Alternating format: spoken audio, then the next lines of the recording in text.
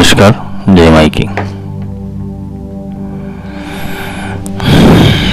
आज एक टॉपिक दिमाग में आया है, तो ये आत्मा के संलग्न नहीं, पर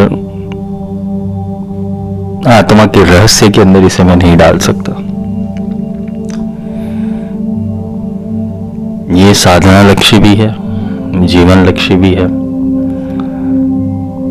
तुम्हारा धर्म, अर्थ, काम, मोक्ष, ये चारों अवस्था के प्रति सभानता कैसे लानी है उसके ऊपर है। पहली बात तो यह है कि कोई ना कोई साधना मार्ग में जुड़ा हुआ है, किसी ना किसी की साधना कर रहा है, चाहे वो देवी देवता हो, कोई गुरु हो, कोई तत्व हो, कोई निराकार को मानता है, कोई साकार को मानता है, कोई आकार को मानता है। तीनों गलत नहीं है, पर महत्व की बात ये आती है कि जब तुम किसी कार्य प्रणाली से जुड़ते हो, साधना प्रणाली से जुड़ते हो, वो जुड़ने के बाद तुम्हारा लक्ष्य कौन सा रहा, तुम किस लक्ष्य के साथ, किस ऊर्जा से जुड़े हुए हो, वो महत्व का होता है। मैंने कुछ लेक्चरों में इसके रहस्य बहुत ओपनली बता दिए हैं। तुम साधना क्या चाहते हो, पहले तो वो डिसाइड करो। तुम्हें क्या साधना है? तुम्हारी इच्छा होगा कोई अंत नहीं है। आज इच्छा पूर्ण होगी, कल नई प्रकट होगी, तुम उसके पीछे दौड़ोगे, फिर तीसरी प्रकट होगी, उसके पीछे दौड़ोगे। तुम्हारा मन ही वेवलेंथ के अंदर नहीं है, तुम्हारा मन ही भटक रहा है। तुम्हें साधना किसको है? जो तुम्हें भटका रहा है, और जो तुम्हें भटका रहा है वो तुम्हें स्थिर नहीं होने देता, और स्थिर नहीं होने देता इसलिए तुम आत्मा तक जाते नहीं हो। मन भटका रहा है, तो साधना किसको है फिर? मन इज, जो माइंड है वो एक अलग एलिमेंट है। शायद किसी ने विज्ञान की थियरी पढ़ी हो तो सिंथेटिक डीएनए के बारे में सुना होगा कि वैज्ञानिकों ने सिंथेटिक डीएनए यानी जो कुदरती रूप से डीएनए बनता है उससे थोड़ा डिफरेंट ह्यूमन मेड डीएनए। वैसे जो मन है, मन का जो डीएनए है वो सिंथेटिक है। मैं यहां सिर्फ क्लू दे सकता हूं, खोल के ये थियरी नहीं बता सकता। उसका कारण ये है, विद्रोह पैदा हो जाएगा समाज में, और मैं नहीं चाहता कि कोई भी मेरे पास विद्रोह से आए। समझ कर आए और सत्य पाना हो तब पहुंचे। अंतिम सत्य लेकर बैठा हुआ हूं और पूरा खोल के बताऊंगा। पर तब तक जो तुम्हारा मन है वो इतने सारे विषयों के अंदर, इतनी सारी आसक्ति के अंदर, इतनी सारी इच्छाओं के अंदर, इतने सारे प्रपंच के अंदर फंसा हुआ है, उसको कैसे बाहर निकालोगे? तो तुम्हें ये पहले समझना है कि साधना किसे है, किसे साधना है तुम्हें, मन को या आत्मा को? या आत्मा से परे भी कुछ है उसको? तुम जिस देवता की पूजा करते हो, जिस देवी की पूजा कर रहे हो, या जिसकी भी साधना कर रहे हो, जिसके अंदर उतर रहे हो, उसको समझ रहे हो। कोई समझता भी है, कोई नहीं भी समझता है, हर एक के अपने अलग अलग भाव है। यहां जो साधना है वो भाव प्रधान 50% है, और 50% तुम्हें ज्ञान योग से चलना पड़ेगा। ज्ञान वो उत्तम मार्ग इसलिए है कि तुम समझ कर रहे हो, तुम्हारा समर्पण समझ कर रहे हो। भाव, समर्पण, ये दोनों चीजें तुम समझ कर रहे हो, इसलिए ज्ञान जरूरी है। परमात्मा को जाना ही नहीं और परमात्मा की प्राप्ति के लिए निकल गए हो। महाविद्याओं को जाना ही नहीं और महाविद्याओं की प्राप्ति के लिए निकल गए हो। अरे अगर कोई महाविद्या तुम्हारे जीवन में आएगी तो कैसे आएगी, क्या लेकर आएगी, कभी समझा ही नहीं है, बस तुम उसे पुकार लगा रहे हो। पर उसके आसपास का वातावरण तो क्रिएट होना चाहिए, उसकी फील्ड तो होनी चाहिए कि वह अवतरण करे। गंगा नीचे आने के लिए तैयार थी, पर उसका रेजिस्टेंस तो चाहिए बीच में, उसको धारण करने वाला तो चाहिए, नहीं तो प्रवाह इतना पावरफुल होता है कि वो धरती फाड़ देता है। वैसे ही जो हायर लेवल की ऊर्जा है, हायर डायमेंशन की ऊर्जा है, अगर वो नीचे उतरना भी चाहे तुम्हारे अंदर, लेकिन तुम्हारा फील्ड ही कंप्लीट नहीं है, तो वो तुम्हें भी फाड़ देगी। ज्यादातर साधकों को इसीलिए प्रॉब्लम हो रहा है, ओवर थिंकिंग, डिप्रेशंस, रिलेशनशिप सही नहीं है, बहुत सारे माइंड गेम्स चल रहे हैं। वो करता है साधना और घर में होता है उच्चाटन। घर में अलग लेवल का उच्चाटन चल रहा होता है, परिवार में अलग लेवल का उच्चाटन चल रहा होता है, रिलेशनशिप में अलग लेवल का उच्चाटन चल रहा होता है। तुम्हारा सोशल लाइफ तुम डिस्टर्ब कर देते हो, जो नहीं करना है वही चीज कर रहे हो। तुमने आध्यात्मिक पथ में आने के बाद क्या सीखा कि भाई काम, क्रोध, लोभ, मोह, ईर्ष्या, निंदा, राग, द्वेष से तुम्हें दूर रहना है। पर जब तुम आध्यात्मिकता से दूर ये सब की कंपनी एंजॉय करते हो, संगात संजायते कामा, वापस वो चीज तुम्हारे अंदर प्रकट हो जाती है और बहुत जोर से होती है, क्योंकि तुमने ये सारी चीजों को सप्रेस किया हुआ है। तुमने सप्रेस किया, इसलिए वो स्प्रिंग की तरह उछली।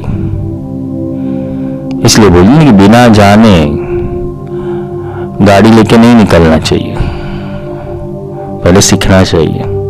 और सीखा भी कैसे जाता है, जो जानता हो कि कैसे उसको चलाया जाए, फिर तुम चल सकते हो। यहां बात आती है तुम्हें सिखाने के लिए क्या है। तुम्हारे पास सीखने के लिए साधनाओं में, महाविद्याओं के अंदर, श्री विद्या के अंदर क्या है तुम्हारे पास सीखने के लिए? कुछ क्रिया है, कुछ मंत्र, कुछ विजुअलाइजेशन प्रोसेस, और क्या है।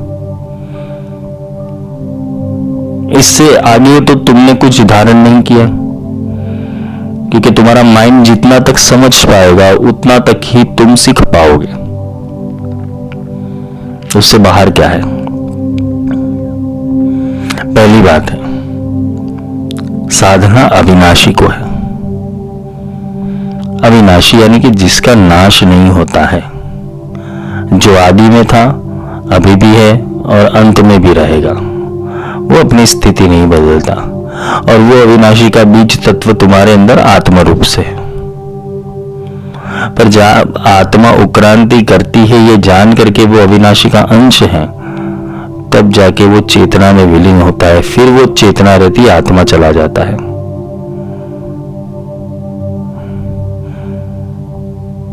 तो जब वो चेतना रहती है तो तुम अविनाशी स्वरूप के अंदर ही स्थिर हो जाओगे, फिर तुम्हारा विनाश ना होगा। और अविनाशी मिलने के ऊपर तुम आनंद से जीवन व्यतीत कर पाओगे। तुम बहुत सारी चीजों को देख पाओगे, समझ पाओगे, आसान कर दोगे अपनी जिंदगी को। पर तुम उसी चीजों के पीछे भाग रहे हो कि जो विनाशी है।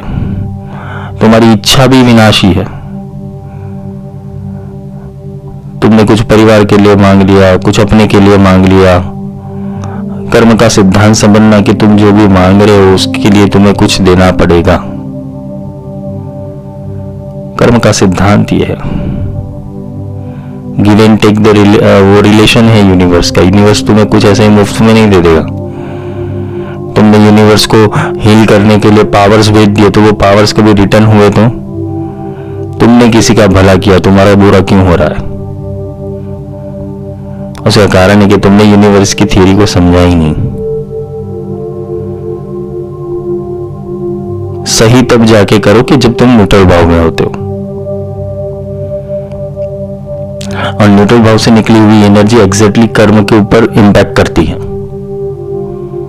क्योंकि उसके अंदर सत्व, रज और तमस तीनों गुण प्रधान रहते हैं। तीनों गुणों को बैलेंस करके न्यूट्रल कार्य करता है। इसलिए अगर तुम्हें साधना है तो अविनाशी को साधो, विनाशी को मत साधो। तुम विनाशी को साधने जाते हो। तुम कोई भी मंत्र कर रहे हो, स्तोत्र कर रहे हो, कवच कर रहे हो, कोई भी देवी देवता की भक्ति कर रहे हो, इवन तुम महाविद्या की भी भक्ति कर रहे हो, सब एक दिन समाप्त हो जाएगा। सब एक तत्व रूप में है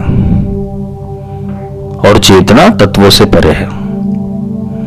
जिस दिन तुमने अपना जीवन मृतक दोष कर दिया, मृतक दोष करना यानी मैं मर गया हूं, कल मेरा, बोलते हैं ना कि फ्यूनरल सेरेमनी, ऐसा घोषित नहीं करना है कुछ, मृतक भाव जागृत करना है तुम्हें और उसमें स्थिर रहना सीखो। और उसमें जो चीज तुम सीख पाओगे, समझ पाओगे, उसका आनंद अलग है।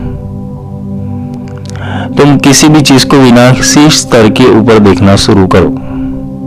तुम जिस भी चीज के अंदर मोह लगा रहे हो, जिसके चीज के अंदर आसक्ति लगा रहे हो, सब विनाश हो जाएगा। कुछ नहीं रहने वाला तुम्हारे साथ। तुम जिस चीजों को पकड़ के बैठे हो, जिस संबंधों को पकड़ के बैठे हो, जिसके अंदर तुम्हारा मोह फंसा हुआ है, सब मिट जाने वाला है, कुछ नहीं बचने वाला। तो रोने का नहीं और ड्रामा नहीं करने का। मैं तो सब जानता ही हूं, ये तो आत्मा तो सब जानता ही है, आत्मा को बोलते ना कि इतना ज्ञान लिया हुआ है, आत्मा ही सब कुछ है, आत्मा ना मरता है, सब बोल लेते। फिर तुम रियलाइजेशन प्रोसेस के अंदर नहीं जाते, तुम्हें दुख होता है, मोह होता है, संताप होता है, छूट तो नहीं रहा तुम में से कोई, और तुम जा रहे हो अविनाशी की ओर। तुम्हारा आत्मा अविनाशी की ओर जाना चाहता है, तुम्हारा माइंड वो प्रोग्राम है, सिंथेटिक डीएनए है, इसलिए वो माइंड बार बार माया के चक्र के अंदर फंसता जा रहा है। अब तुम याद रखो कि तुम साथ किसको दे रहे हो, मन को दे रहे हो या आत्मा को दे रहे हो। अगर तुमने आत्मा को साथ दिया हुआ है, आत्मा के ऊपर चलने का कोशिश किया हुआ है, तो तुम अविनाशी की चीजों को समझने जरूर जाओगे।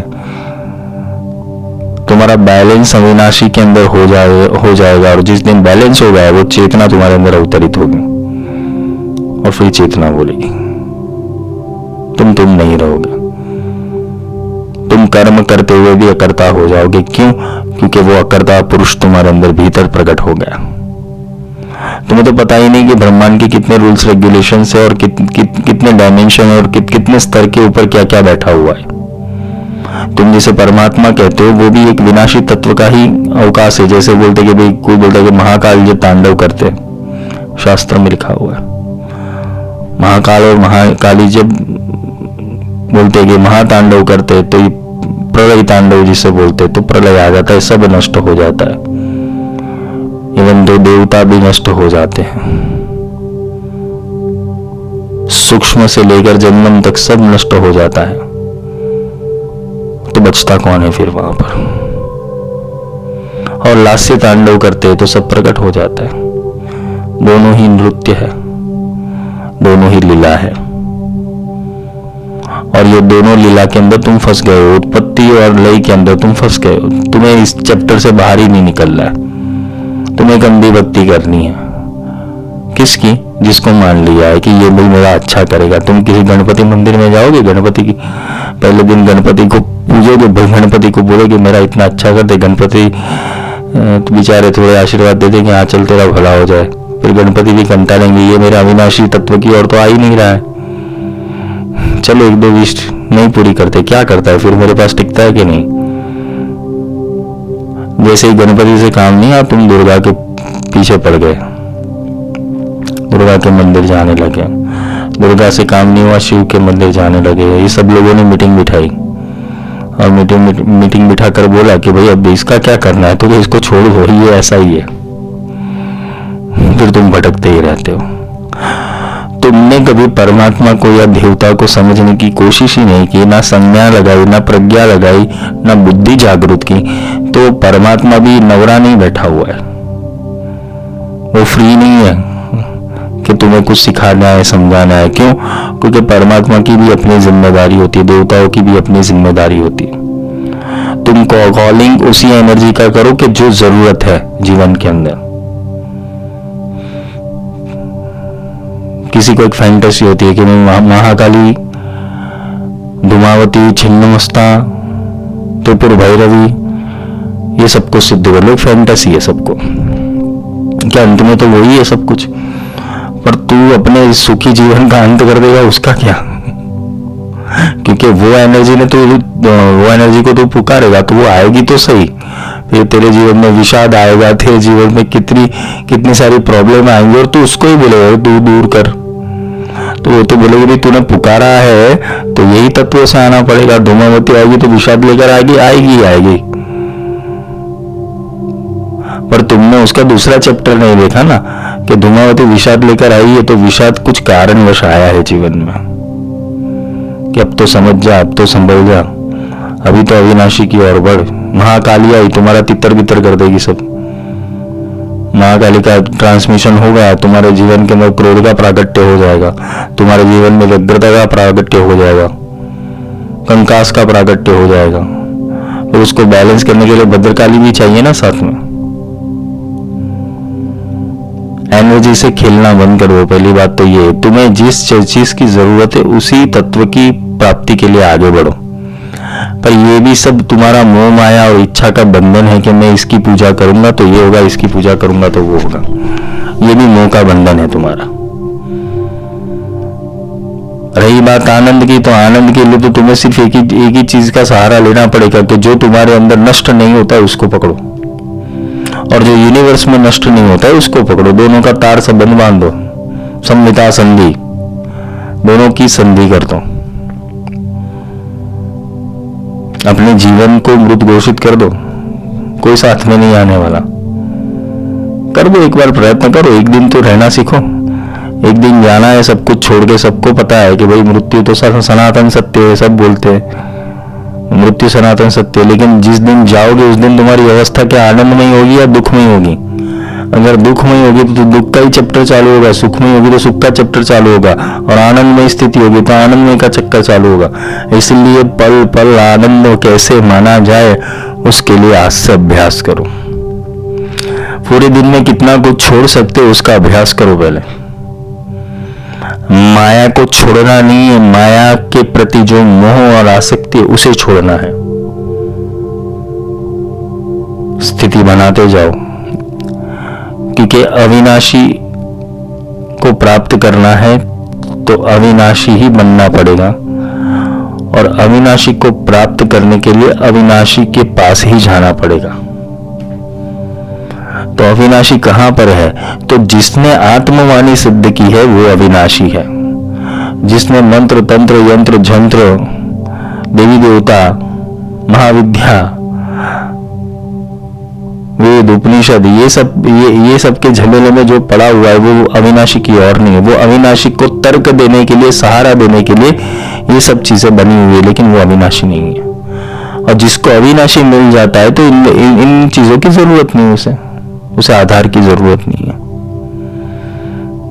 कबीर को किसी शास्त्र का आधार नहीं लेना पड़ा था, मीरा को किसी शास्त्र का आधार नहीं लेना पड़ा था, नानक को किसी शास्त्र का आधार नहीं लेना पड़ा था, फिर भी उन्होंने पाया। कैसे पाया? उसने सिर्फ एक ही चीज के ऊपर दृष्टि लगाई, जो मेरे अंदर पड़ा है वही सत्य है। आत्मा का साक्षात्कार तो हर कोई करना चाहता है, लेकिन प्रॉब्लम आता है कि आत्मा के साक्षात्कार करने के लिए पहले जो ऊपर की धूल पड़ी हुई है उसे तो हटाओ। तुम खुद नहीं हटाते तो गुरु हटाते, लेकिन गुरु जब हटाने जाते तो तुम्हें डर लगता है कहीं मेरा कुछ छीन ना जाए।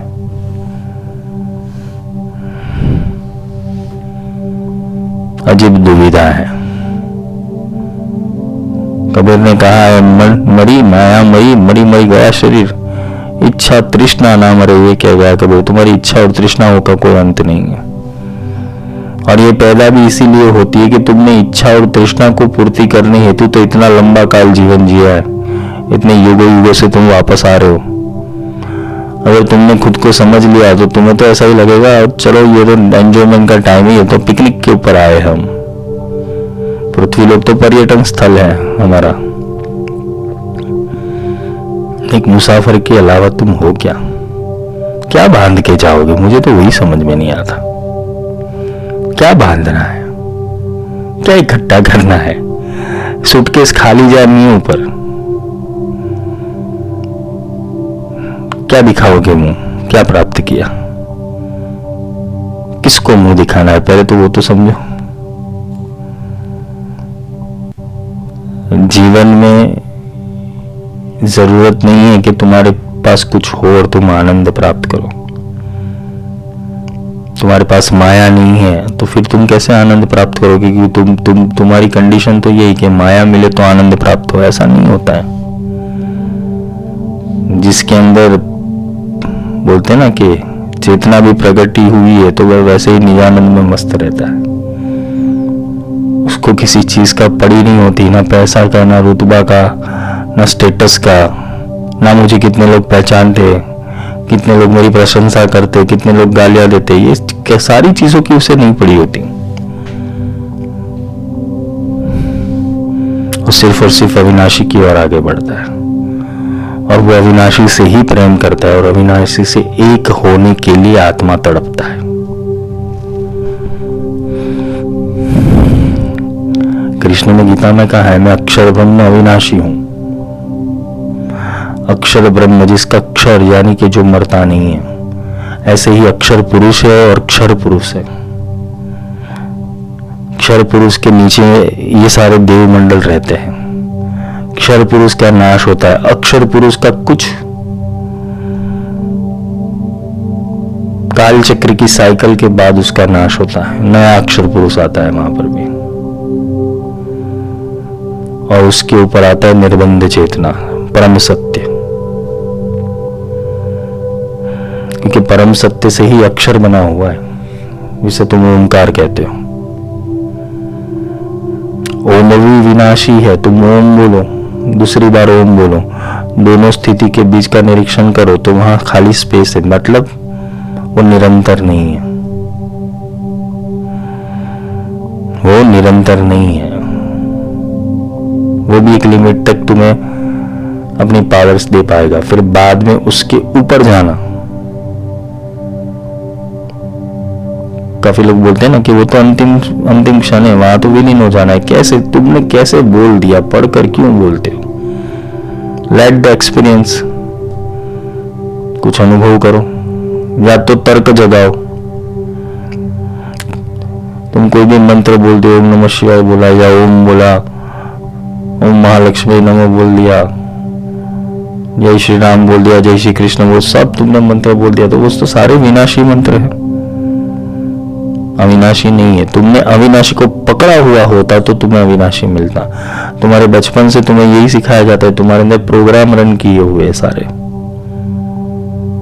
और यही प्रोग्राम के ऊपर तुम चल रहे हो। तो अविनाशी की ओर बुद्धि गई नहीं। कोई गुरु आता है, कोई गुरु जीवन में आता है तो कुछ ऐसा कुछ नया सिखाता है कि भाई तुम जिस चीजों के पीछे पड़े हो वो सारा विनाशी है।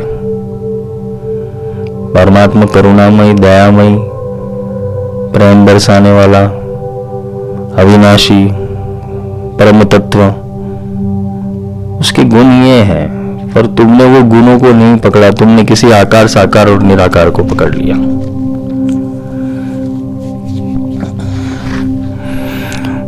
तो अविनाशी की प्राप्ति जब करनी है या तो अविनाशी को मिलना हो तो पहले तुम्हारा अविनाशी प्रकट करो।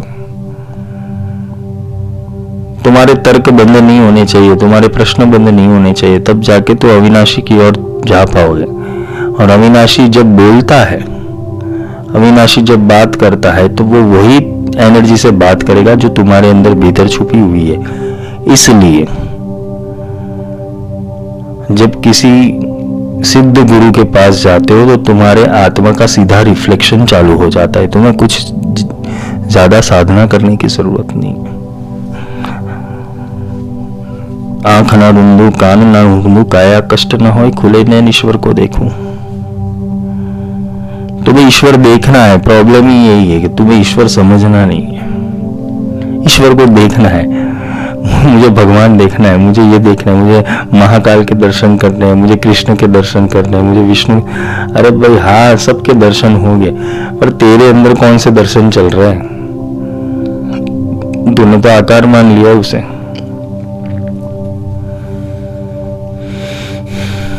तत्वमसि, सब कुछ तत्व है, वो सारे तत्व तुम्हारे भीतर हैं। अविनाशी से अविनाशी को पकड़ो तो तुम्हारा नाश नहीं होगा, तुम मुक्त हो जाओगे, तुम गति में आ जाओगे।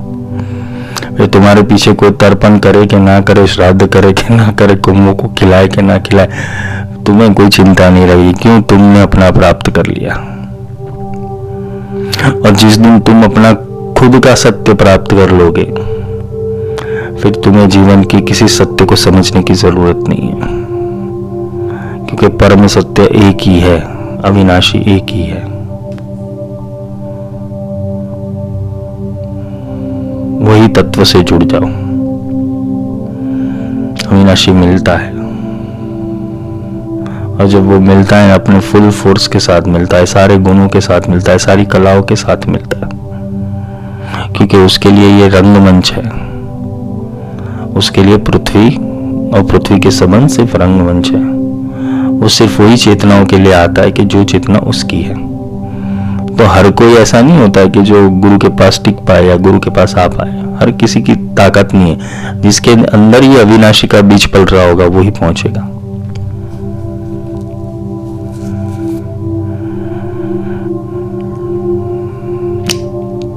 गुरु अविनाशी बनाने की कला जानते हैं। वो जानते तुम्हारे पैटर्न्स को, कहाँ रुके हुए, कहाँ तुम्हारी दुर्बुद्धि चल रही है, कहाँ सद्बुद्धि चल रही है, सब जानते हैं। कहाँ तुम्हारा संशय चल रहा है, कहाँ मोह चल रहा है, कहाँ आसक्ति चल रही है, गुरु सब जानते हैं। गुरु बोलते कुछ नहीं है, क्योंकि उनका एक ही काम होता है, इसको प्रेम से समझाओ, उतना समझ ले तो अच्छा है। तो गुरु का असाइनमेंट बहुत बड़ा होता है। एक आत्मा को तारना मतलब एक ब्रह्मांड को तारना जितना बल लग जाता है। तो सही गुरु के पास ज्यादा शिष्यों का झमेला नहीं होगा। क्यों? कि गुरु को मेहनत करनी है शिष्य के ऊपर, उसकी दुविधाएं दूर करनी है, उसके संशयों को दूर करना है, उसको ये जगत की पैटर्न से दूर करना है, उसे अपने मूल पे अविनाशी पैटर्न के ऊपर लाना है। तो गुरु को ऐसे कार्य करना पड़ता है। फिर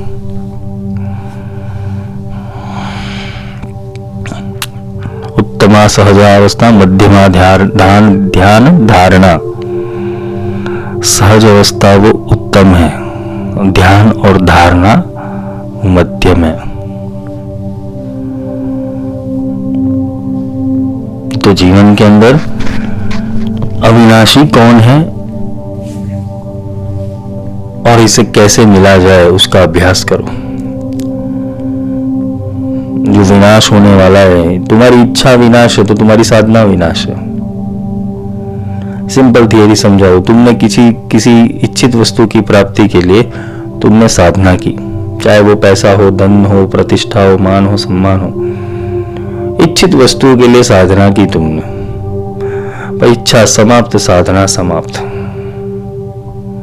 फिर क्या करोगे भगवान का? कोई लोग कहते कि गुरुजी भगवान से मिलना है, वो क्या करोगे मिलकर? पहले प्रश्न तो ये दो, इसका उत्तर दे दो। चलो गणपति से मिलना है, उनसे मिला दूं, विष्णु जी से मिलना है, विष्णु जी से मिला। प्रॉब्लम मिलकर करोगे क्या? इसका उत्तर ले आओ पहले।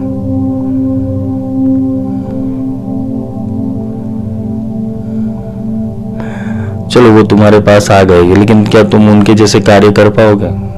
उनको भी ऐसा होता है, मेरा साथी संगी चाहिए, गण चाहिए मुझे। गणपति को क्या चाहिए कि भाई मुझे भी गणों के साथ रहना है। वो उसका गण उसे सपोर्ट करता है कि नहीं? वो भी चाहिए ना। उसके गण तो ये बस रिद्धि सिद्धि दे, तू बैठा रहे बीच में। तू रिद्धि सिद्धि दे, पर तू बैठा रहे बीच में, तेरी जरूरत नहीं है। तेरे आजू बाजू जो है ना वो चाहिए। गणपति भी बोलेगा कोई बात नहीं, एक और चूहा मेरे साथ रहेगा। फिर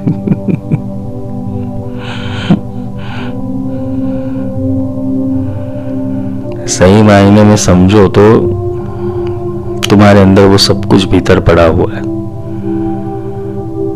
बस तुम्हें जागने की जरूरत है। एक बार जाग गए और एक बार गुरु को समझ लिया, खुद को समझ लिया, परमात्मा को समझ लिया, दी एंड है। बस ये 3 चीजों को समझने के लिए जीवन मत निकाल देना। ये 3 चीज इजीली अवेलेबल है।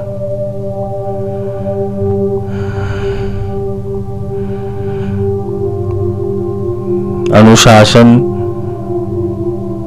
तभी कर पाओगे जब सत्य की परख होगी।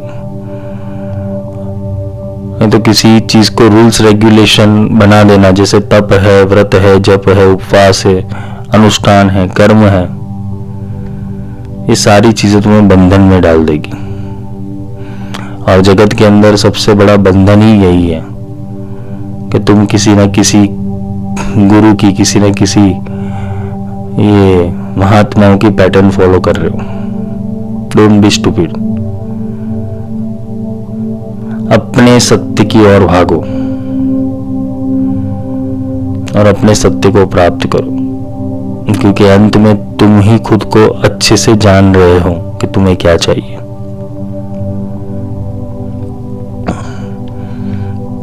तो अपनी दौड़ विनाशी की ओर लगाओ। आत्मा का रहस्य कंटिन्यू करेंगे। जय माई की।